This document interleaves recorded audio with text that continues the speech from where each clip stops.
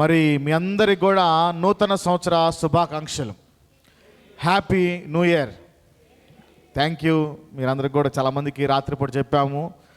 మరొకసారి మళ్ళీ మీకు నూతన సంవత్సర శుభాకాంక్షలు తెలియజేస్తూ ఉన్నాం. మరి ఈ యొక్క సమయంలో మనము కొద్ది నిమిషాలు దేవుని యొక్క వాక్యాన్ని విందాం. ఈరోజు నేను చెప్పేటువంటి వాక్యానికి నేను ఇచ్చేటువంటి టైటిల్ ఏదనగా తెలివైన ఎంపికలు చేసుకొనుట. ఈరోజు నేను ఇచ్చేటువంటి టైటిల్ ఏదనగా, నేను చెప్పేటువంటి వాక్యానికి నేను ఇచ్చేటువంటి టైటిల్ ఏదనగా తెలివైన ఎంపికలు చేసుకొనుట అనేటువంటి టైటిల్ను నేను ఇస్తూ ఉన్నాను. మరి ఒకరోజు నేను శామ్యుయల్ బ్రదర్ గారు అమలాపురం దగ్గర రామచంద్రాపురం అనేటువంటి ఊరుంది. ఆ ఊరిలో మీటింగ్స్లో మేము పాల్గొని వాక్యం చెప్పాలి. అయితే మేమిద్దరం కూడా కారులో బయలుదేరాం. మరి బయలుదేరి వెళ్తా ఉండగా మరి ఒక చోట అంటే తణుకు ఆ ఏరియాకి వచ్చినప్పుడు ఒక కూడలు ఉంటుంది, ఒక సర్కిల్ ఉంటుంది. అక్కడ రైట్ తీసుకొని వెళ్ళాలి. అయితే మేమేం చేసామంటే ఆ కూడల దగ్గరకు వచ్చాము. 4 రోడ్లు ఉన్నాయి. ఈ రోడ్డు కరెక్ట్ అని చెప్పేసి మేమేం చేసామంటే ఆ రోడ్డు వైపుకు వెళ్ళాం. అది హైవే. మరి దాదాపు 100 కిలోమీటర్ పైగా మేము వెళతా ఉన్నాం. అర్ధరాత్రి 1 గంట 2 గంటలు అవుతా ఉంది. మేము వెళతానే ఉన్నాం. ఎంత వెళ్ళినా కానీ ఆ యొక్క ఊరు రావడం లేదు. అయితే ఈలోపు మమ్మల్ని పిలిచినటువంటి పాస్టర్ గారు ఫోన్ చేశారు. మీరు దగ్గరకు వచ్చాయన్నారు, మరి ఇంతవరకు రాలేదు, ఎక్కడున్నారు ఏంటి అని అడిగినప్పుడు పలానా బోర్డు చూసి వెంటనే పలానా చోట ఉన్నాము అని చెప్పేసి చెప్పాం. వెంటనే ఆయన ఫోన్లో ఏమన్నారంటే, మీరు రాంగ్ డైరెక్షన్లో ప్రయాణం చేస్తూ ఉన్నారు, తిరిగి 100 కిలోమీటర్లు వెనక్కి వచ్చి ఎక్కడైతే ఆ సర్కిల్ వచ్చిందో అక్కడ నుంచి మళ్ళీ రైట్ తీసుకొని మళ్ళీ మీరు రండి, ఒక 30 కిలోమీటర్లు వస్తుంది అని చెప్పాడు. మేము 100 కిలోమీటర్లు వెళ్ళాం. 100 కిలోమీటర్లు వెనక్కి వచ్చి మళ్ళీ ఆ సర్కిల్ దగ్గరికి వచ్చి కరెక్ట్ అయినటువంటి ఆ రైట్ వైపుకు వెళ్ళాల్సింది రైట్ వైపుకు మళ్ళీ వెళ్ళి సరైన గమ్యంలోకి మేము వెళ్ళాం. ఇది ఎందుకు చెప్తున్నాను అంటే, రైట్గా వెళితే సరైనటువంటి డెస్టినేషన్లోకి నేను వెళతాను. మరి మేము రాంగ్గా వెళ్ళాం కాబట్టి సరైనటువంటి డెస్టినేషన్కి మేము రీచ్ అవ్వలేదు, మా గమ్యస్థానానికి మేము రీచ్ అవ్వలేదు. అది రాంగ్ అని తెలిసింది. ఈ యొక్క ప్రయాణం అంతట్లో 100 కిలోమీటర్లు వెళ్ళడము, 100 కిలోమీటర్లు రావడము, తర్వాత సమయము, మా యొక్క ఇంధనం అంతా కూడా ఖర్చు అయిపోయింది అనే విషయాన్ని నేను తెలియజేస్తాను. కాబట్టి మన జీవితాల్లో ఎంచుకునేటువంటి విషయాలలో, తీర్మానం చేసేటువంటి విషయాల్లో సరైనటువంటి అవగాహన ఉండాలి. మరి తెలివైన ఎంపికలు మనం చేయాలి. మరి సరైనటువంటి నిర్ణయాలు మనం చేయాలి. ఒకవేళ మన నిర్ణయాలు తప్పైపోయి అనుకోండి, మరి మనం తప్పుదారిలోకి వెళ్ళేటువంటి అవకాశము ఉంటుంది. అందుకే ఒక భక్తుడు ఏమన్నాడంటే, మన నిర్ణయాలు సరైనవి అయితే అవంతా కూడా బాగుంటుంది, ఒకవేళ అవి సరైనవి కాకపోతే ఒకరోజు తిరుగుబడిగా మనం పశ్చాత్తాపడాల్సి వస్తుంది అని చెప్పేసి ఒక భక్తుడు అన్నాడన్నమాట. కాబట్టి పశ్చాత్తాపడకుండా ఉండాలి అంటే ముందుగానే మన నిర్ణయాలు సరైనవి అయి ఉండాలి అనే విషయాన్ని నేను తెలియజేస్తా ఉన్నాను. ఒక భక్తుడు అన్నాడు, డెసిషన్స్ డిటర్మైన్ ద డెస్టినీ అని చెప్పేసి అన్నాడు. మన నిర్ణయాలు మన యొక్క గమ్యస్థానాన్ని అవి నిర్ధారిస్తాయి అని చెప్పేసి తెలియజేస్తా ఉన్నాడు. మన నిర్ణయాలు మన గమ్యస్థానాన్ని నిర్ధారిస్తాయి అని చెప్పేసి తెలియజేస్తా ఉన్నాడు. కాబట్టి ఈ సమయంలో మన నిర్ణయాలు, మనం ఎంచుకునేటువంటి విషయాల్లో, మన నిర్ణయాల్లో, మన తీర్మానాలలో సరైనటువంటి అవగాహన కలిగి ఉండాలని చెప్పేసి తెలియజేస్తా ఉన్నాను. నాతో పాటు మీ పరిశుద్ధ గ్రంథం తెరిచినట్లయితే ఇర్మియా గ్రంథము 6వ అధ్యాయము 16వ వచనం నుంచి మనము చదువుదాం. ఇర్మియా గ్రంథము 6వ అధ్యాయము 16వ వచనాన్ని ఈ యొక్క సమయంలో మనము చదువుదాం, ధ్యానం చేద్దాం. యెహోవా ఇలాగు సెలవిచ్చున్నాడు, మార్గముల్లో నిలిచి చూడుడి, పురాతనమైన మార్గముల గూర్చి విచారించుడి, మేలు కలుగు మార్గమేదో అది అడిగి అందులో నడుచుకొనుడి, అప్పుడు మీకు నెమ్మది కలుగును. అయితే వారు మేము అందులో నడుచుకొనమని చెప్పుచున్నారు. ఇంకా అవసరం లేదు, అందులో మేము నడుచుకొనమని చెప్పుచున్నారు. మరి ఈ యొక్క వాక్యాన్ని మనం పరిశీలన చేస్తే, మరి యెహోవా ఇజ్రాయెల్ ప్రజలను ఉద్దేశిస్తూ, మరి యూదా ప్రజలను ఉద్దేశిస్తూ ఈ మాటలు ఆయన మాట్లాడుతూ ఉన్నాడు. ఈ ప్రకటన వారికి చేస్తూ ఉన్నాడు. ఎందుకు ఈ ప్రకటన చేస్తూ ఉన్నాడు అంటే, ఇదిగో గత కాలమందు మీ నిర్ణయాలు తప్పులోకి వెళ్ళాయి.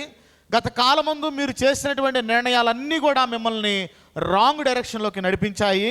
గత కాలమందు మీరు చేసినటువంటి ఆ యొక్క పొరపాటుతో కూడినటువంటి ఆ యొక్క విచారణ లేకుండా చేసినటువంటి నిర్ణయాలన్నీ కూడా మిమ్మల్ని రాంగ్ డైరెక్షన్లో నడిపించాయి.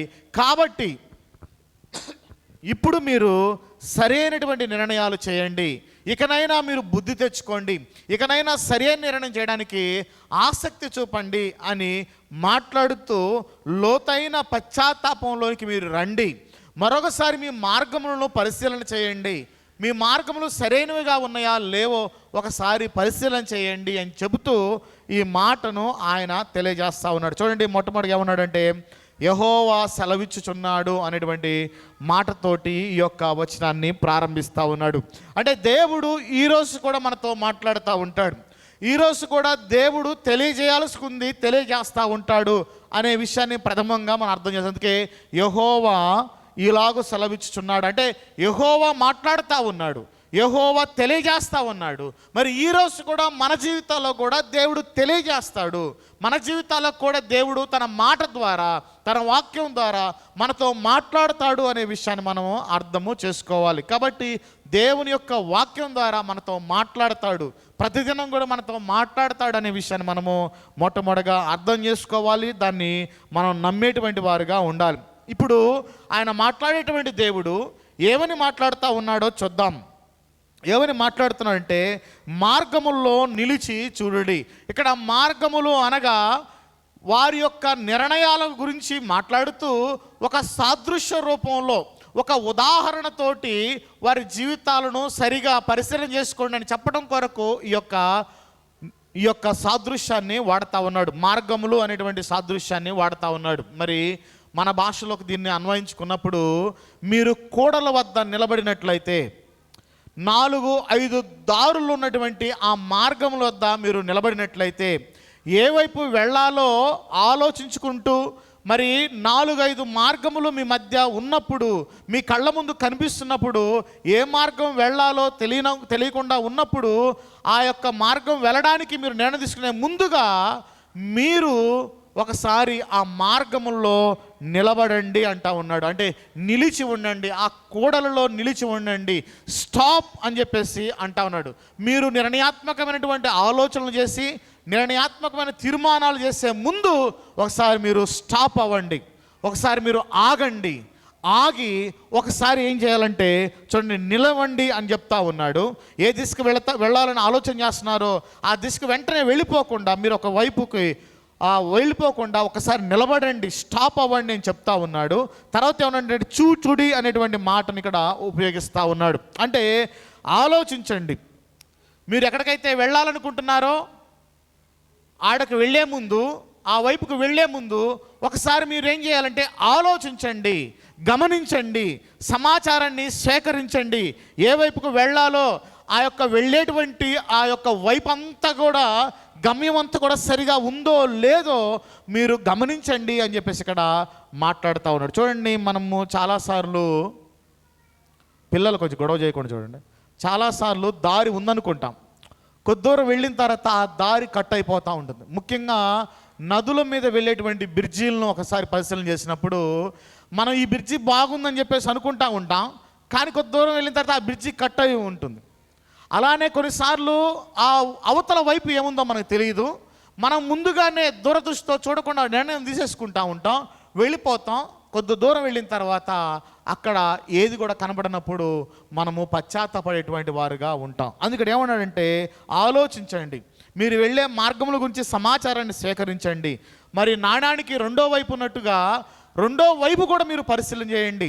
ఆ పరిశీలన చేస్తూ మీరు సరైనటువంటి సలహాలు తీసుకోనండి అని చెప్పేసి ఇక్కడ మాట్లాడు. అందుకే ఇక్కడ ఏమన్నాడంటే నిలిచి చూడుడి అనేటువంటి మాటను మాట్లాడుతూ ఉన్నాడు. తర్వాత ఏమైనా మాట్లాడుతున్నాడంటే పురాతన మార్గముల గురించి విచారించుడి అని చెప్పేసి మాట్లాడుతూ ఉన్నాడు. అంటే పురాతనమైనటువంటి మార్గముల గురించి విచారించడం అంటే పాత రోడ్ల గురించి విచారించడం అని కాదు, కానీ ఇక్కడ ఏంటంటే పూర్వకాలం ముందు దేవుని చిత్తం ఏంటో ఎరిగి, దేవుని చిత్తాన్ని నమ్మి, దేవుని వాగ్దానం చేసిన వాగ్దానాలకు అనుగుణంగా దైవ చిత్తానుసారంగా నడిచిన భక్తుల యొక్క జీవితాలను మీరు ఒకసారి పరిశీలన చేయండి. వారు నడిచినటువంటి మార్గము ఏ విధంగా ఉందో, ఆ మార్గంలో వారు దేవునికి ఏ విధంగా లోబడి ఉన్నారో, తిరిగి ఆ గమ్యస్థానానికి వాళ్ళు ఏ విధంగా చేరుకున్నారో మీరు గమనించండి, విచారించండి అని చెప్పేసి ఇక్కడ మాట్లాడుతూ ఉన్నాడు. తర్వాత ఏమని మాట్లాడుతూ ఉన్నానంటే, మేలు కలుగు మార్గమును బట్టే మీరు ఏం చేస్తున్నాడంటే, చూడండి, మేలు కలుగు మార్గం ఏదో అది అడిగి అందులో నడుచుకొనుడి, అప్పుడు మీకు నెమ్మది కలుగును అని చెప్పేసి ఇక్కడ మాట్లాడు. కాబట్టి చాలా మార్గాలు మీ జీవితంలో ఉండొచ్చు, చాలా నిర్ణయాలు చేసేటువంటి అవకాశాలు ఉండొచ్చు. ఏ నిర్ణయం చేయాలో కొన్నిసార్లు మనకు తెలియదు, ఎలా వెళ్ళాలో కూడా తెలియదు. అలాంటప్పుడు ఇక్కడ ఏమన్నాడంటే, మేలు కలిగేటువంటి మార్గం ఏంటో ఒకసారి మీరు ఆలోచించండి. ఇక్కడ మేలు కలిగే మార్గం అంటే ఏంటంటే, దేవుని చిత్తాన్ని నెరవేర్చే మార్గము, దేవుని చిత్తంలో ఉన్నటువంటి మార్గం ఏంటో మీరు గ్రహించండి అని చెప్పేసి ఇక్కడ తెలియజేస్తాం. కాబట్టి మేలు కలుగు మార్గం అంటే దేవుని చిత్తానుసారంగా ఉన్నటువంటి మార్గము. మేలు కలుగు మార్గం అంటే దేవుని చిత్తాన్ని నెరవేర్చేటువంటి మార్గము అనే విషయాన్ని మనం అర్థం చేసుకో. కాబట్టి మేలు కలిగే మార్గము అని మనకు అనిపించడం కాదు, ఇది మేలు కలుగుతుంది, సులభంగా ఉంది కాబట్టి ఇది మేలు కలిగేది అనిపించడం మనకు కాదు. కానీ అందరూ వెళుతున్నారు కాబట్టి, అందరూ వెళ్ళారు కాబట్టి ఇది మేలు కలిగేటువంటి మార్గం అనుకోవడానికి వీల్లేదు. కానీ ఇక్కడ ఏం తెలియజేస్తుందంటే, నీకు నచ్చినటువంటి మార్గంలో నువ్వు వెళ్ళడం కాదు, మేలు కలుగుతుందని అందరూ కూడా వెళుతున్న మార్గంలో వెళ్ళడం కాదు, మేలు కలుగుతుందని చెప్పేసి నువ్వు ఊహించుకొని ఇది సులువుగా ఉందని ఆ మార్గంలో వెళ్ళడం కాదు. కానీ దేవుని చిత్తానుసారమైనటువంటి మార్గం ఏంటో దాన్ని గ్రహించి ఆ మార్గంలో వెళ్ళమని చెప్పేసి ఇక్కడ తెలియజేస్తూ ఉంది. కాబట్టి చాలాసార్లు మన జీవితాల్లో నిర్ణయాలు తీసుకునేటప్పుడు ప్రధాన సమస్య ఏంటి అంటే, ప్రధాన సమస్య మనతోనే. నిర్ణయాలు తీసుకునే విషయంలో ప్రధాన సమస్య ఎవరితో అంటే, ప్రధాన సమస్య మనతోనే. ఎందుకు అంటే, మనము దేవుని మార్గాన్ని గ్రహించడానికి చాలా దూరంగా ఉంటాం, దేవుని మార్గాన్ని సరిగా గమనించలేము. తర్వాత దేవుని మార్గంలో నిర్ణయాలు తీసుకునేటప్పుడు చాలా కష్టతరంగా ఉంటాయి, కొన్నిసార్లు అవి మనకు ఇబ్బందిని కలగజేసేవి కూడా ఉంటాయి. తర్వాత దేవుని యొక్క మార్గంలో దేవుని చిత్తం అంతా కూడా నీతితో కూడింది కాబట్టి సహజంగా నీతిని ప్రేమించే మనసు మనకు ఉండదు. కాబట్టి మనం ఏమనుకుంటామంటే, మన హృదయానికి నచ్చింది, మన మనసుకు నచ్చింది, మన ఆలోచనలకు ఇంపైనదే మనం గ్రహించి ఆ మార్గాలనే మనం ఎంచుకుంటూ ఉంటాం. అందుకే సామెతల గ్రంథము 28-26 వచనంలో, తన మనసును నమ్ముకునివాడు బుద్ధిహీనుడు, జ్ఞానముగా ప్రవర్తించువాడు ఆ యొక్క సమస్య నుంచి తప్పించుకొనును అని చెప్పేసి అక్కడ రాయబడతా ఉంది. ఇంకా ఏమని తెలియజేయబడుతుందంటే, సామెతలు 14:12లో, ఒకని ఎదుట సరైనదిగా కనబడు మార్గము కలదు, అయితే తుదకు అది మరణమునకు త్రోవ తీయును అని చెప్పేసి తెలియజే. కాబట్టి మనం అనుకుంటాం, మన ఆలోచన ప్రకారంగా ఇది కరెక్ట్, ఈ మార్గంలో వెళదాం, ఇది బాగుంటుంది, ఈ మార్గంలో వెళదాం, ఈ నిర్ణయం తీసుకుందాం, దీన్ని వెంబడిద్దాం, ఈ యొక్క ఆలోచన ప్రకారం వెళదాం, నా మనసుకి ఇది నచ్చింది కాబట్టి, నా మనసు ఇది చెప్తుంది కాబట్టి దీనివైపు వెళదాం అనేటువంటి ఆలోచనలు చేస్తే కొన్నిసార్లు ప్రమాదంలో పడేటువంటి అవకాశము ఉంటుంది. కొన్నిసార్లు ఆ యొక్క పరిస్థితులు చేదారిపోయేటువంటి అవకాశం కూడా ఉంటుంది. కాబట్టి దేవుని యొక్క మార్గము ఏంటో మనం గ్రహించి ఆ మార్గమునకు విలువిచ్చి దానిలో నడవడానికి సిద్ధపడేటువంటి వారుగా మనం ఉండాలి అనే విషయాన్ని తెలియజేస్తాం. అందుకే దేవుడు ఏమంటాడంటే, నా తలంపులు మీ తలంపులు వంటివి కావు, నా త్రోవలు మీ త్రోవల వంటివి కాదు అని చెప్పేసి ఆయన మాట్లాడుతూ ఉంటాడు. కాబట్టి ఆయన త్రోవలు మన త్రోవలు లాంటివి కాదు, ఆయన మార్గములు మన మార్గములు లాంటివి కాదు అనే విషయాన్ని నేను ఇక్కడ తెలియజేస్తూ ఉన్నాను. కాబట్టి తెలివైన ఎంపికలు మనం చేయాలి, దేవుని యొక్క జ్ఞానంతో కూడినటువంటి ఎంపికలు మనం చేయాలి. దేవుని జ్ఞానంతో కూడినటువంటి నిర్ణయాలు చేయడం ద్వారా సరైనటువంటి ఫలితాలను మనం అనుభవించగలము అనే విషయాన్ని మనం అర్థం చేసుకోవాలి. అందుకే కొత్త నిబంధనలో ఉన్నటువంటి క్రైస్తవులను ఉద్దేశిస్తూ పౌలు ప్రతిసారి కూడా ఏం తెలియజేస్తూ ఉంటాడంటే, పాత నిబంధనలో ఉన్నటువంటి విశ్వాసుల యొక్క జీవితాలను ఉదాహరిస్తూ తెలియజేస్తూ ఉంటాడు.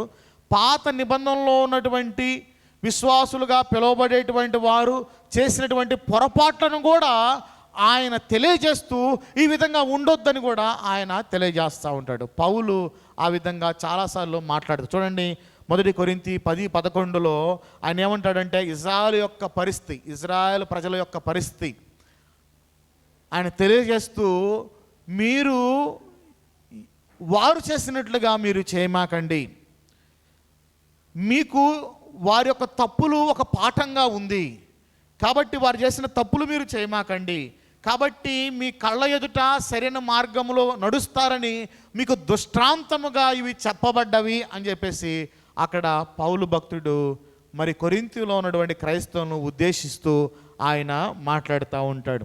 మరి పాత నిబంధనలో ఉన్నటువంటి వారి యొక్క జీవితాలు మనకి గొప్ప పాఠాలుగా ఉన్నాయి అనే విషయాన్ని మనం అర్థం చేసుకోవాలి. మరి సరైనటువంటి నిర్ణయాలు తీసుకోకపోతే పరిస్థితులు ఎంత దారుణంగా ఉంటాయో ఒకసారి మనం గమనిద్దాం. చూడండి, ఆదికాండము 19వ అధ్యాయము ఒకసారి పరిశీలన చేసినప్పుడు ఆదికాండం 19వ అధ్యాయం అంతా కూడా లోతు గురించి రాయబడతా ఉంటుంది.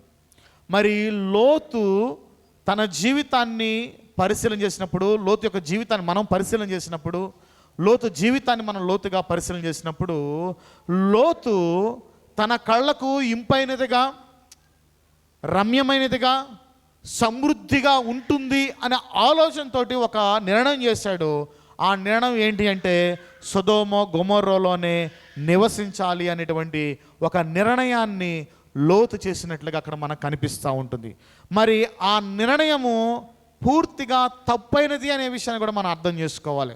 ఆ నిర్ణయానికి ఆయన ప్రతిఫలాన్ని అనుభవించాడు అనే విషయాన్ని కూడా మనం అర్థం చేసుకోవాలి. మరి లోతు సొదొమ గొమొర్రాలో ఉండడం వల్ల ఏం జరిగింది అని ప్రశ్న మనం వేసినప్పుడు, మొట్టమొదటిగా ఆయన భక్తిహీనులైన ప్రజల మధ్య ఆయన నివసించాడు. భక్తిహీనులైన ప్రజల చేత ఆయన హింస ఎదుర్కొన్నాడు. తర్వాత వేరొక రాజు వచ్చి సొదొమ గొమొర్రాలో ఉన్నటువంటి ఆ యొక్క రాజును, ఆ ప్రజలందరినీ కూడా బలాత్కారం చేసి తీసుకువెళ్ళిపోయాడు.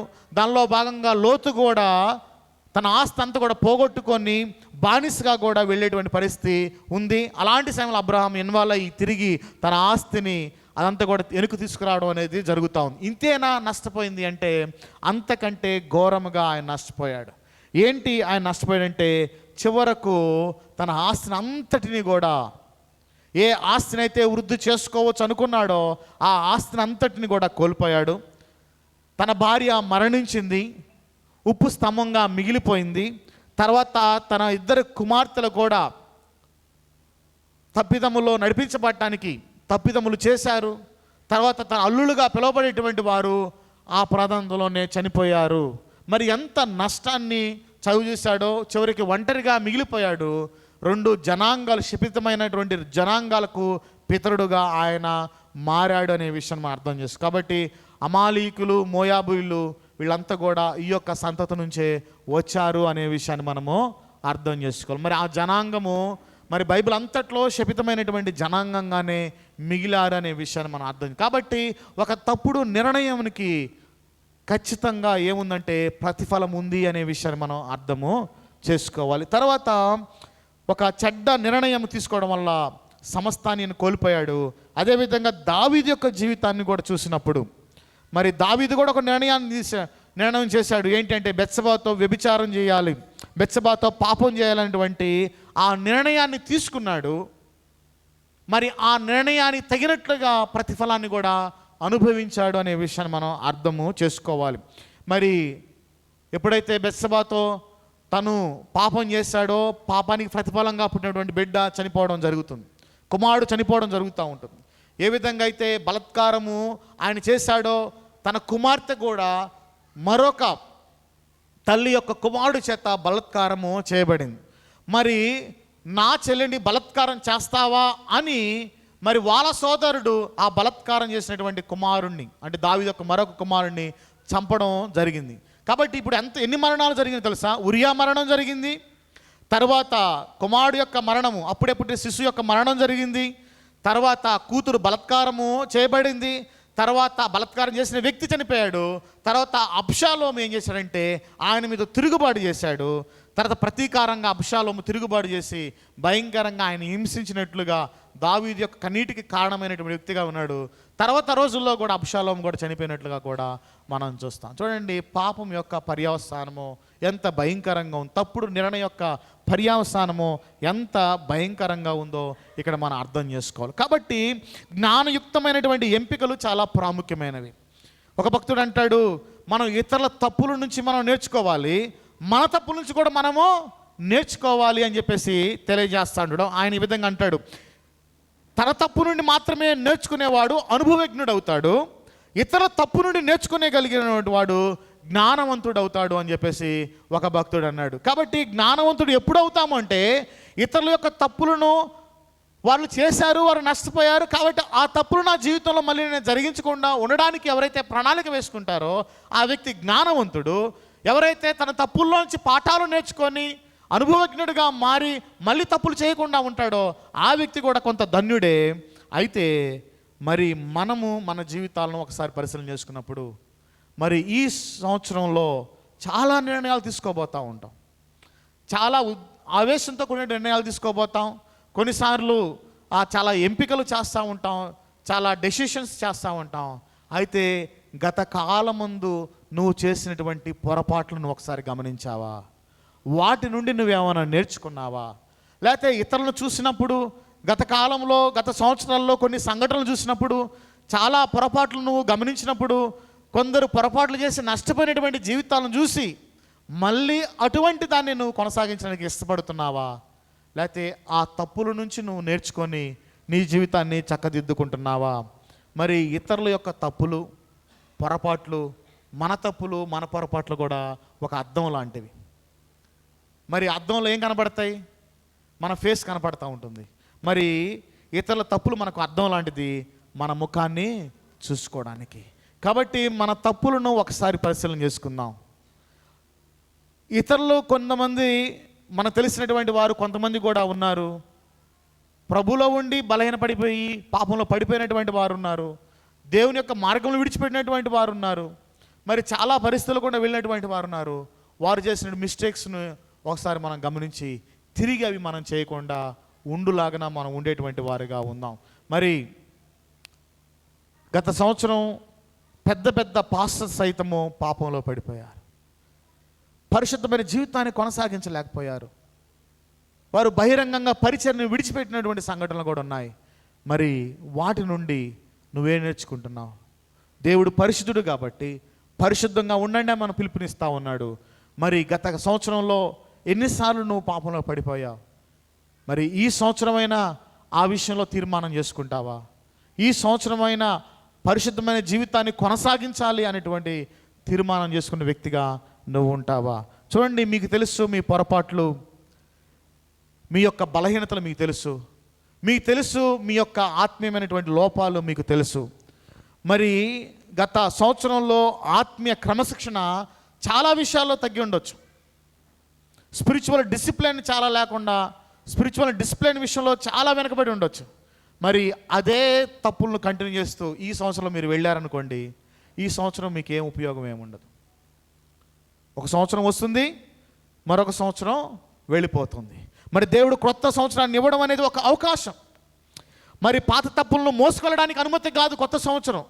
కొత్త సంవత్సరం దేనికంటే గత సంవత్సరంలో తప్పులు గుర్తించి ఈ కొత్త సంవత్సరంలో మార్పు చేసుకోవడానికి కొత్త సంవత్సరం. మరి ఒక దయా కిరీటంగా ఒక సంవత్సరం నీకు ఇచ్చాడు అంటే, మనకి ఇచ్చాడు అంటే, గత తప్పులు మళ్ళీ మోసుకొని వెళ్ళి ఆ గత తప్పుల్లోనే ఆ యొక్క పొరపాట్లోనే కొనసాగడానికి కాదు. దేవుడు నీకు ఒక నూతన సంవత్సరాన్ని ఇచ్చింది, మనకు ఒక నూతన సంవత్సరాన్ని ఇచ్చింది. దేవుడు నూతన సంవత్సరం ఇచ్చిన ఉద్దేశం ఏంటి అంటే, గత సంవత్సరం తప్పులను గుర్తించి ఈ క్రొత్త సంవత్సరంలో మార్పు చేసుకోవడానికి అనే విషయాన్ని మనం అర్థం చేసుకోవాలి. మరి స్పిరిచువల్ డిసిప్లిన్లో మనం ఎక్కడెక్కడ తప్పిపోతున్నాం ఒకసారి మనం గమనిస్తే, మరి బైబిల్ చదివే విషయంలో స్పిరిచువల్ డిసిప్లిన్ చేయకుండా, ఆత్మీయమైన క్రమశిక్షణ చేసుకోకుండా మనం చాలాసార్లు ఉండి ఉండొచ్చు. మరి ఇప్పుడు 3 మాత్రమే మిగిలారు. జనవరి నుంచి మళ్ళీ జనవరి వరకు 3 మాత్రమే క్రమంగా బైబిల్ చదివి పోస్ట్ చేశారు. మరి చాలామంది ఫెయిల్ అయిపోయాం. అంటే దాని అర్థం ఏంటి అంటే, స్పిరిచువల్ డిసిప్లిన్ చేసుకోలేదు, ఆత్మీయమైన క్రమశిక్షణ మనం చేసుకోలేదు. మరి అదే తప్పును మళ్ళీ ఈ సంవత్సరం వచ్చింది, ప్రారంభ దినాల్లో మళ్ళీ నేను చేస్తాను, కొద్ది దినాలు చేస్తాను అని మళ్ళీ కొద్ది దినాలు చేసి మళ్ళీ ఆత్మీయమైనటువంటి క్రమశిక్షణ తగ్గిపోతే ఈ సంవత్సరం నీకేం ఉపయోగకరంగా ఉండదు. కాబట్టి ఈ సంవత్సరం మనం అర్థం చేసుకుందాం, పోయిన సంవత్సరం చేయలేనటువంటి దాన్ని ఈ సంవత్సరం చేయలాగా మనం ప్రార్థన చేద్దాం. మరి చాలా పోయిన సంవత్సరం అంతా కూడా వాక్యాన్ని విన్నాం. మరి వాక్యానికి ఎంత లోబడ్డాం? వాక్యానికి ఎంత లోబడి జీవించాం? వాక్యానుసారంగా వాక్య ప్రకారంగా జీవించకుండా ఈ సంవత్సరంలో నువ్వు వచ్చినట్లయితే, ఈ సంవత్సరంలోకి మళ్ళీ నువ్వు వచ్చి ఈ సంవత్సరంలో కొనసాగడానికి నువ్వు ఇష్టపడినట్లయితే ఈ సంవత్సరం నీకేం ఉపయోగకరంగా ఉండదు. ఇంకా దేవుని యొక్క శాపమే నువ్వు మూట కట్టుకునేటువంటి వ్యక్తురాలు అవుతావు అనే విషయాన్ని నేను తెలియజేస్తూ ఉన్నాను. వాక్యాన్ని వినడం ఉంది కానీ ఆచరణలో పెట్టే విషయంలో మనం తగ్గిపోయాం. మరి ఆత్మీయ క్రమశిక్షణ ఈ విషయంలో చేయాలి. నేను వాక్యాన్ని వినడం కాదు, వాక్యాన్ని వినడానికి వేగపడాలి, ఓకే. అయితే దాన్ని ఆచరించడానికి అంతకంటే ఎక్కువగా నేను ప్రయాసపడాలి, డిసిప్లిన్ చేసుకోవాలి, నన్ను నేను క్రమశిక్షణ చేసుకోవాలి, నన్ను నేను నలగొట్టుకోవాలి, నా దేహాన్ని నేను నలగొట్టుకోవాలి, నా యొక్క ఆలోచనలు నలగొట్టుకోవాలి, నా తలంపులు నలగొట్టుకోవాలి అనేటువంటి ఆ ప్రేరణతోటి నువ్వు ఈ నూతన సంవత్సరాన్ని నువ్వు ప్రారంభిస్తే ఈ నూతన సంవత్సరంలో నువ్వు సక్సెస్ అవుతావు. దేవుడు దయచేసి నీ దయా కిరీటం నీకు విలువగా ఎంచబడుతుంది. లేకపోతే ఈ సంవత్సరం కూడా నీ జీవితంలో వృధాగానే పోతుంది. ఇన్ని సంవత్సరాలు నీ జీవితంలో వృధాగా పోయినాయి. ఒకసారి ఆలోచించు. ఎన్నో సంవత్సరాలు దేవుణ్ణి ఎరగకుండా ఉన్నావు, జీవితం అంతా కూడా వ్యర్థంగా వెళ్ళిపోయింది. దేవుణ్ణి ఎరిగి కూడా ఇంకా ప్రభులో ఉండకుండా ప్రభులు ఎదగకుండా ఒకవేళ ఈ సంవత్సరం నువ్వు ఉన్నట్లయితే ఈ సంవత్సరం కూడా నీకు వ్యర్థమైంది అనే విషయాన్ని నేను తెలియజేస్తా ఉన్నాను. మరి పాప విషయంలో పోయిన సంవత్సరం ఎంత తేలిగ్గా నువ్వు వ్యవహరించావు, ఎంత అలక్ష్యంగా ఉన్నావు, ఎంత నిర్లక్ష్యంగా ఉన్నావు. మరి ఈ సంవత్సరం ఎలా ఉన్నావు? సంఘ జీవితంలో ఎలా ఉన్నావు? ఒకసారి పరిశీలన చేసుకోవాలి.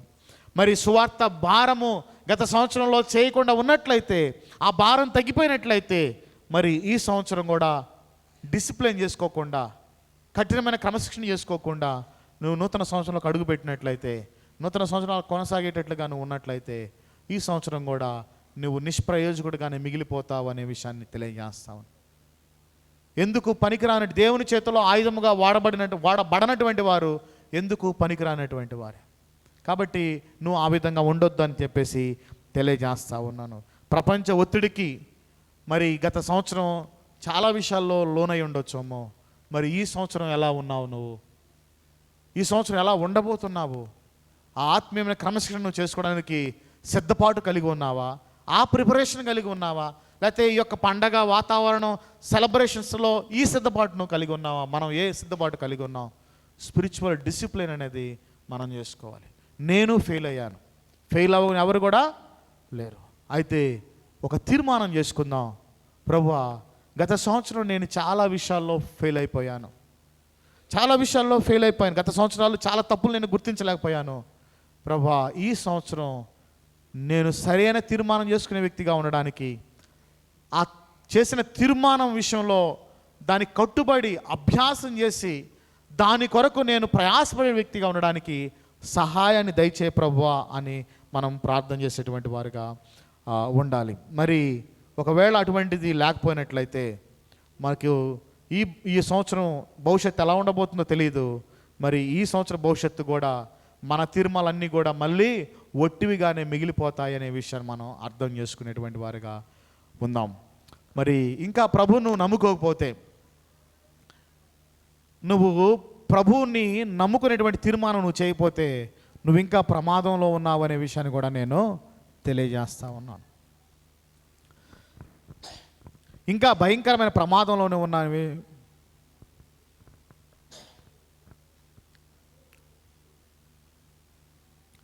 ఇంకా భయంకరమైన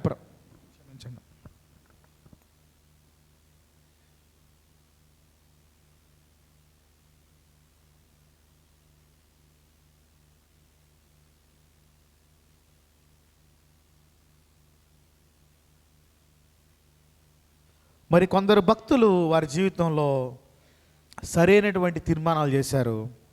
మరి సరైన తీర్మానాలు చేసి వారి భవిష్యత్తును చక్కగా సరైన మార్గంలో ఉంచుకున్నారు. మరి రూతు జీవితాన్ని మనం ధ్యానం చేస్తూ ఉన్నాం.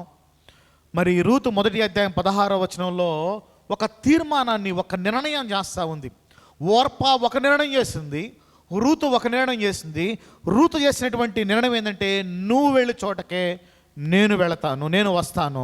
నువ్వెక్కడ మృతి పొందుతావో నేను కూడా అక్కడే మృతి పొందుతాను. నీ జనమే నా జనము, నీ దేవుడే నా దేవుడు అంటూ ఒక సమర్పణతో కూడినటువంటి తీర్మానము రూతు చేసింది. మరి వాస్తవంగా ఆమె మోయాబురాయులు, మరి ఆమెకు దేవుని యొక్క వంశావళిలో చేర్చబడేటువంటి అవకాశం ఎన్నటికి కూడా లేదు. దేవుని ప్రజాంగంలో, దేవుని యొక్క జనాంగంలో కలిసేటువంటి అవకాశం ఎన్నటికి కూడా లేదు.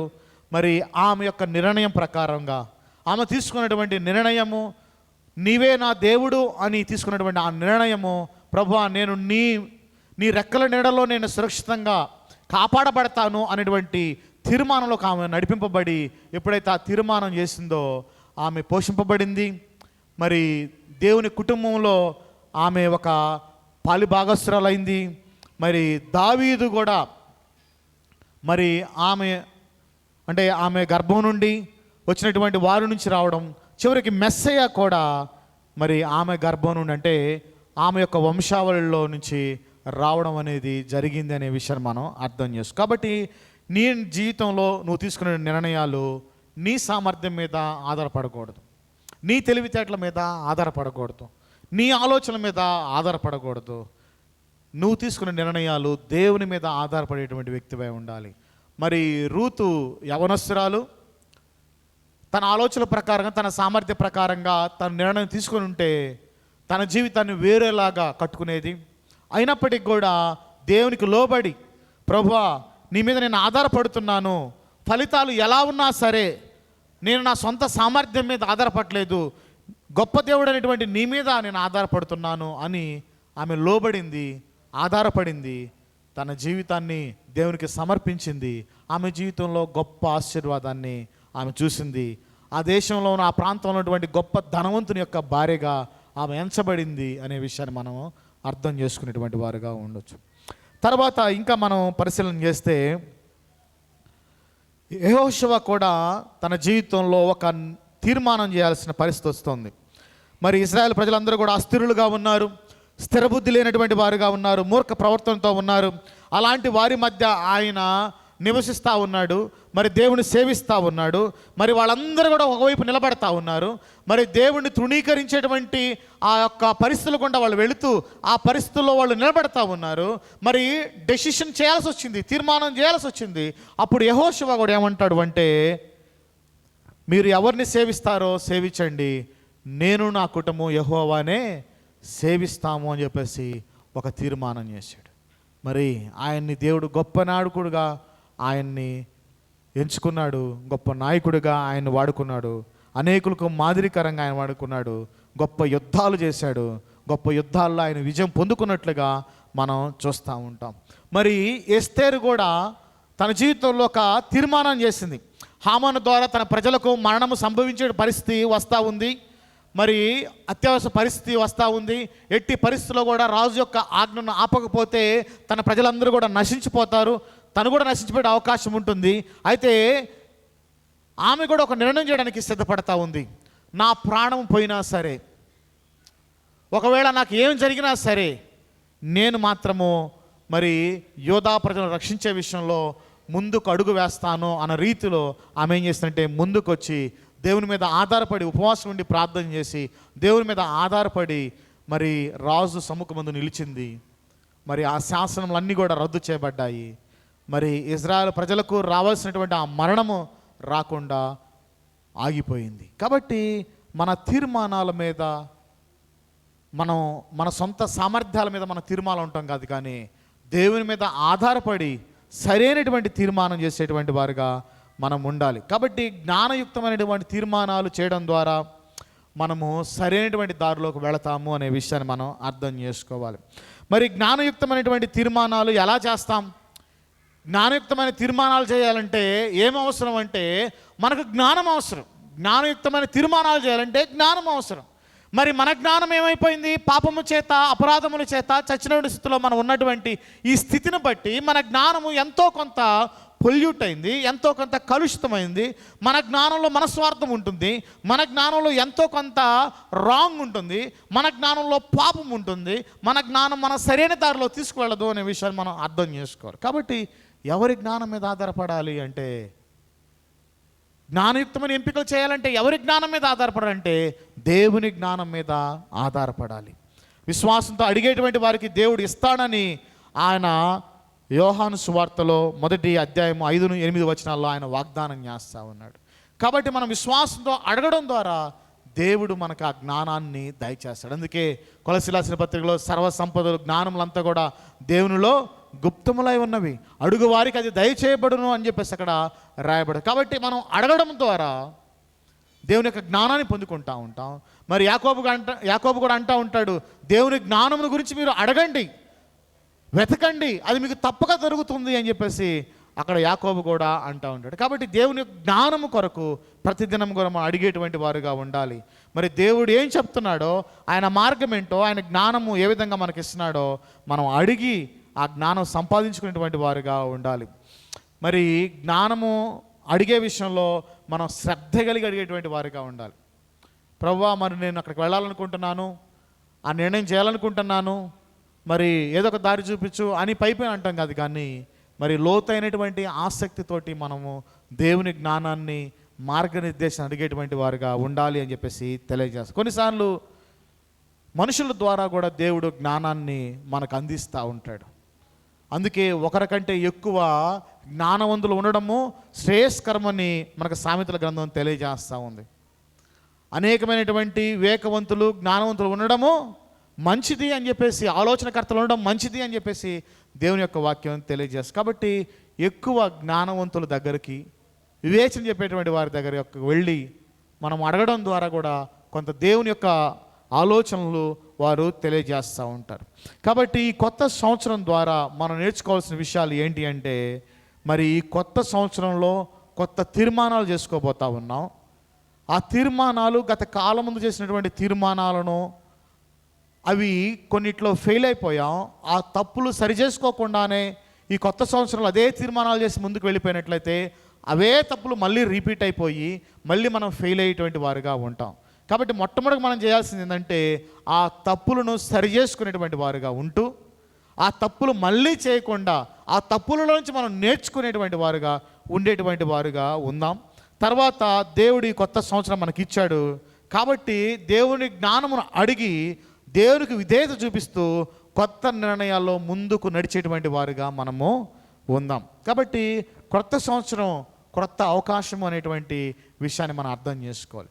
న్యూ ఇయర్ అనేది ఒక కొత్త అవకాశము. మరి కొత్త సంవత్సరం ఇవ్వడము అంటే ఏంటంటే దేవుడు మళ్ళీ నీకు ఒక అవకాశాన్ని ఇస్తూ ఉన్నాడు. మరి దేవుడు మళ్ళీ నీ పట్ల కృప చూపిస్తూ ఉన్నాడు. ఈ నూతన సంవత్సరంలో నీ యొక్క ఆలోచనలు, మన లక్ష్యాలు, మన ఉద్దేశాలు, మన ప్రవర్తనలు క్రమశిక్షణతో, పరివర్తనతో పురోగతి చేసుకోవడానికి దేవుడు మరొక అవకాశాన్ని దేవుడు ఇస్తూ ఉన్నాడు. మరి మన ఆలోచనలు, మన ప్రవర్తన, మన ఉద్దేశాలు, మన లక్ష్యాలు మళ్ళీ మన ప్రవర్తన ఇవన్నీ కూడా పురోగతి చేసుకునేటువంటి వారుగా, డెవలప్ చేసుకునేటువంటి వారుగా ఉండడానికి దేవుడు ఇస్తున్నాడు అనే విషయాన్ని మనము అర్థం చేసుకునేటువంటి వారుగా మనం ఉండేటువంటి వారుగా ఉండాలి. కాబట్టి మనము మేలు కలిగేటువంటి తీర్మానాలు చేస్తున్నప్పుడు అవే తప్పులను రిపీట్ చేయకుండా ఆ తప్పులు సరి చేసుకొని, ఎక్కడ ఫెయిల్ అయ్యానో ఒకసారి వెనక్కి వెళ్ళి గమనించి ఆ ఫెయిల్ అయినటువంటి ఫెయిల్యూర్లో మళ్ళీ పడిపోయినప్పటికీ కూడా తిరిగి లేచేటువంటి వ్యక్తిగా లేచి ఆ ఫెయిల్లోకి వెళ్లకుండా ఉండడాన్ని. రెండోది ఏంటి అంటే ఇది కొత్త అవకాశంగా భావించి కొత్త విధేయతతోటి దేవుని నిర్ణయాలకు లోబడి వాటి ప్రకారంగా నడవడానికి సిద్ధపడేటువంటి మనస్సు కలిగి ఉండటము. కాబట్టి మనంతరికి మనం నడవలేం. కాబట్టి ఈ నూతన సంవత్సరంలో భవిష్యత్తు ఎలా ఉంటుందో, ఎలా నడవాలో కూడా కొన్నిసార్లు మనకు తెలియదు. కాబట్టి ప్రభు దగ్గరకు మనం వద్దాం. ప్రభువా, ఈ నూతన సంవత్సరంలో ఎలా నడవాలో, ఎలా జీవించాలో, ఎలా ఉండాలో కూడా నా ప్రభువా నాకు తెలియదు. నేనైతే నా యొక్క ఆలోచన ప్రకారం ప్రణాళికలు వేసుకున్నా, ఇవన్నిట్లోనే ఫెయిల్ అయిపోతా, నా శక్తి, నా బలం చేత ఫెయిల్ అయిపోతా. ప్రభువా, మళ్ళీ నువ్వు నన్ను కట్టు. ప్రభువా, నువ్వు నన్ను నడిపించు. నీ దగ్గరకు నేను వస్తున్నాను ప్రభువా. నా జీవితంలో మారు మనసు కలగజేస్తూ, తిరిగి నన్ను బలపరుస్తూ, ధైర్యాన్ని ఇస్తూ నువ్వు నన్ను ఈ నూతన సంవత్సరం కట్టు. నా ఆత్మీయ జీవితంలో వెనకబడి ఉన్నాను, గత సంవత్సరం వెనకబడి ఉన్నాను, చాలా విషయాలు పట్టించుకోలేదు, చాలా విషయాలు అలా పక్కకు నెట్టేశాను. కానీ ఈ సంవత్సరం నా ఆత్మీయ జీవితాన్ని తిరిగి కట్టు, నా ఆత్మీయ జీవితాన్ని బలపరచు, నేను లోబట్టడానికి సహాయం దయచేయి. ఓర్పు కలిగి ఉండడానికి సహాయం దయచేయి, సహనం కలిగి ఉండడానికి సహాయం దయచేయి, నీ కొరకు నమ్మకంగా బ్రతకడానికి సహాయం దయచేయి ప్రభువా అని మనం ఎప్పుడైతే ప్రార్థన చేస్తామో, దేవుడు ప్రతిదినం కూడా అడుగుతామో, దేవుడు మనం బలపరిచి నడిపించగలడు. ధైర్యంగా ఆయన కొరకు సత్య సాక్షులుగా నిలబడటానికి దేవుడు మనకి ధైర్యాన్ని ఇస్తాడనే విషయాన్ని మనము అర్థం చేసుకుందాం. మరి దేవుడు ఈ నూతన సంవత్సరం నీకు ఒక అవకాశాన్ని ఇచ్చాడు. ఇంకా మారు మనసు పొందకుండా ఉన్నటువంటి వారికి ఈ నూతన సంవత్సరం దేవుడు ఒక అవకాశాన్ని ఇచ్చాడు. మరి ఈ క్షణమే దేవుడు మనల్ని తీసుకుంటే మన పరిస్థితి ఏంటి? గత సంవత్సరం ఒకవేళ దేవుడు మనల్ని తీసుకుంటే మన పరిస్థితి ఏంటి? మీ పరిస్థితి ఏంటి? దేవుడిని నమ్ముకోకుండా మీ పాపములోనే, అపరాధములోనే, మీ పాపంలోనే, మలినమైనటువంటి మీ జీవితాల్లోనే మీరు కొనసాగుతూ వెళ్ళినట్లయితే మీరు నిశ్చయముగా నరకానికి వెళ్ళేటువంటి వారు. నిశ్చయముగా ఏ యొక్క అవకాశం లేకుండా, ఏ యొక్క ఆలోచన లేకుండా ఖచ్చితంగా నరకానికి వెళ్ళేటువంటి వారు, యుగ యుగాలు ఆ యొక్క నరకాగ్నిలో మీరు వేదన పడేటువంటి వారుగా ఉండేటువంటి. మరి ఈ నూతన సంవత్సరం మళ్ళీ ఒక సంవత్సరాన్ని దేవుడు నీకు దయాకిరీటంగా ఇస్తా ఉన్నాడు. ఈ నూతన సంవత్సరం నీకు ఒక అవకాశాన్ని ఇస్తాడు. మారు మనసు పొందమని అవకాశాన్ని ఇస్తాడు. ప్రభును ప్రేమించమని అవకాశం ఇస్తావు. సువార్తకు లోబడి జీవించమని నీకు అవకాశం ఇస్తా ఉన్నాడు. How long? నువ్వెంతకాలము నీ పాపస్థితిలోనే ఉంటావు? నువ్వెంతకాలం లోకంలో లోక ఆశలను వెంబడిస్తూ ఉంటావు? నువ్వెంతకాలం నీ రహస్య పాపంలోనే కొనసాగుతూ ఉంటావు? ఒకసారి నువ్వు ఆలోచించు, దేవుని వైపు తిరుగు, దేవుని దగ్గరకు రా. ప్రభుని యేసుక్రీస్తు నీ కొరకు ప్రాణం పెట్టాడు. ఈ విషయం అర్థమై కూడా నువ్వు ఇంకా కఠినమైన హృదయం కలిగి ఉన్నట్లయితే రేపేం జరుగుతుందో తెలియదు. ఈ నూతన సంవత్సరంలో ఎంతమంది ఉంటారో, ఎంతమంది వెళ్ళిపోతారో కూడా తెలియదు. మరి గత కొన్ని సంవత్సరాల క్రితం కోవిడ్ లాంటి పరిస్థితులు వచ్చినప్పుడు కొన్ని వేల మంది అలా రాలిపోయారు, చీమలు చనిపోయినట్లుగా చనిపోయారు. మరి ఈ నూతన సంవత్సరం దేవుడు మళ్ళీ నీకు అవకాశం ఇస్తున్నాడు. నీ హృదయాన్ని ఆయన తడతా ఉన్నాడు, మళ్ళీ నీకు అవకాశం ఇస్తాడు. మారు మనసు పొందమని అవకాశం ఇస్తాడు. దేవుణ్ణి ప్రేమించమని అవకాశం ఇస్తాడు. దేవుని కొరకు సత్యసాక్షిగా నువ్వు జీవించు అని అవకాశం ఇస్తా ఉన్నాడు. మరి నీ తీర్మానం ఏంటి? నీ నిర్ణయం ఏంటి? రాంగ్ నిర్ణయం తీసుకుంటే నువ్వు నష్టపోతావు, తప్పుడు నిర్ణయం తీసుకుంటే నువ్వు నష్టపోతావు. ఏం కాదులే, బాగానే ఉన్నానే, ఇక దేవునికి దగ్గరకు రావాల్సిన అవసరం లేదులే, మారు మనసు పొందాల్సిన అవసరం లేదులే, ఇలానే హ్యాపీగానే బ్రతుకుతాను అంటే నువ్వు తప్పుడు నిర్ణయం తీసుకున్నావు. ఈ తప్పుడు నిర్ణయం వల్ల పర్యవసానాలు ఉంటాయి అనే విషయాన్ని తెలియజేస్తా ఉన్నాను. మరి నువ్వు విశ్వాసమైతే గత సంవత్సరంలో చాలా విషయాలు నువ్వు పడిపోయి ఉంటావు. నీ ఆత్మీయ జీవితం క్రోలదోయబడినట్టుగా ఉండి ఉండొచ్చు, పడదోయబడినట్లుగా ఉండొచ్చు, ఎండిపోయినటువంటి జీవితాన్ని, ఆత్మీయతను నువ్వు అనుభవించి ఉండొచ్చు. ఎండినటువంటి ఎడారి మాదిరినటువంటి ఆత్మీయ జీవితాన్ని నువ్వు అనుభవించి ఉండొచ్చు ఏమో. నీ జీవితంలో ఏ మార్పు లేకుండా ఒకవేళ నువ్వు ఉన్నావేమో. మళ్ళీ తిరిగి నిన్ను కట్టుకోవడానికి, నీ ఆత్మీయ జీవితాన్ని కట్టుకోవడానికి ఇది అవకాశము. గత సంవత్సరంలో నీ కుటుంబంలో సమస్యలు, విపరీతమైనటువంటి భేదాభిప్రాయాలు, భార్యాభర్తల మధ్య భేదాభిప్రాయాలు, ప్రేమ లేనితనం, ఇవన్నీ కుటుంబాలలో, జీవితాల్లో, వ్యక్తిగత జీవితాల్లో అనేక రకమైన పాపములు ఇంకా ఉన్నట్లయితే ఈ నూతన సంవత్సరం సరి చేసుకొని వాటన్నిటి కట్టుకోవడానికి కూడా దేవుడు అవకాశం ఇస్తా ఉన్నాడు. కాబట్టి ఇట్ ఈస్ ఏ ఆపర్చునిటీ తిరిగి మనం బలపరుచుకోవడానికి. ఇది గొప్ప అవకాశం తిరిగి మనం బలపరుచుకోవడానికి. మీరందరూ కూడా మంచి తీర్మానాలు చేసి గత తప్పులని ఒప్పుకొని పరిశీలన చేసుకొని అవి చేయకుండా నూతన సంవత్సరంలో అడుగు పెడుతూ మిమ్మల్ని మీరు సరి చేసుకుంటారని నేను నమ్ముతూ ఈ యొక్క వాక్యాన్ని ముగిస్తున్నా. దేవుడి యొక్క వాక్యాన్ని మనకిలో దీవించిన గాక. ఆమేన్.